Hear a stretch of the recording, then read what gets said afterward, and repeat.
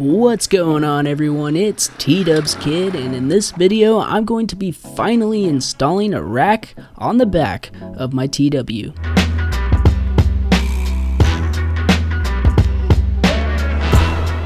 There are many racks made to fit the T-Dubs, but I decided to purchase one from manracks.com. They sell a couple of different types of racks for our bikes, and they have ones with Rotopax brackets and one with a handle. I just got the basic one with bungee loops for $125, but apparently you can save 20% if you pay with a USPS money order, and I have no clue why that is. Also, if you're looking into getting the biggest, baddest rack for the TW200, I would go with cycle racks. However, if you don't want one as bulky and don't want to pay $200, or if you just want a good Rotopax mounting platform, then ManRacks is probably the way to go. Okay, so there are other racks out there, but these two are going to be the best, and here's why.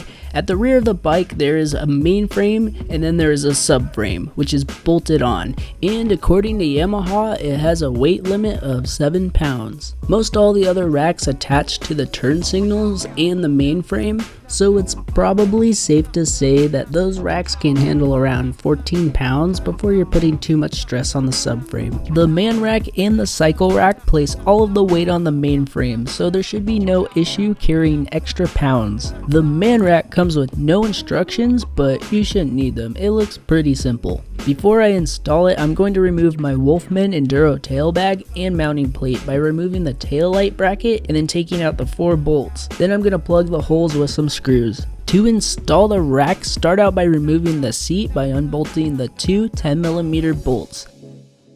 Pull up on the front that is held on by a suction cup and slide it out to the rear. Then remove these 2 10mm bolts under the seat, and I'm going to go ahead and apply a little bit of blue Loctite on each bolt. Set the rack on and thread the 2 bolts in. Line up the bolt holes in the front and tighten the back ones down. Remember not to over tighten the bolts or you could strip them out. Okay, so once I reinstalled the seat, I noticed the back was popped up quite a bit. After looking at it a little closer, I noticed the bracket for the rack was a bit too wide and the cutout on the seat was too small to fit around it. This honestly isn't a huge deal, but it's one of those things that would bother me until the end of time, so I decided to customize the seat. So I took the seat off again and removed the staples on the rear of the seat with a flathead screwdriver. Then I fit the seat back on and marked where the bracket ended on both sides with a Sharpie. I then used a pair of dikes to snip off the unneeded plastic at 90-degree angles on both sides. And then I did one more test fit to make sure it fits just right. I also used a file to remove any of the sharp edges. And to finish off the seat, I used a staple gun to reattach the vinyl.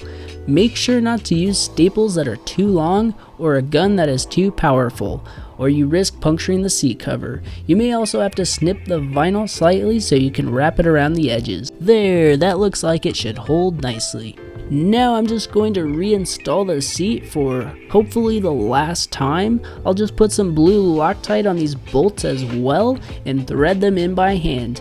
It might be a little tricky with the rack there, but just don't force them in or you may cross thread it. Once you get them threaded in, go ahead and tighten them down nice and snug, but don't overdo it. And that's it. Now I got a nice sturdy platform to carry more stuff on the T-Dubs. I did email the company and asked how much weight it could carry, and they said that they don't rate them like that, which is understandable because it also depends on how you ride the bike. It does, however, feel like a very sturdy rack. There were no issues using it to help pick up the bike, and I used it for 2 moto camping trips where it held over 25 pounds of gear over lots of rough terrain with no problems. One thing worth mentioning is that it does not extend the full length of the tail, but it does make it so much easier to attach all of those things you need to take with you on some TW200 adventures. And it also makes for a really good mounting point for my Wolfman E12 saddlebags. So if you don't mind modifying your seat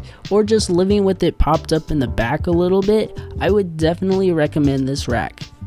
But thanks for watching, guys. I hope you found this video useful, and if you want to see more TW200 videos, don't forget to hit that subscribe button, and I will see you guys next time. Peace out.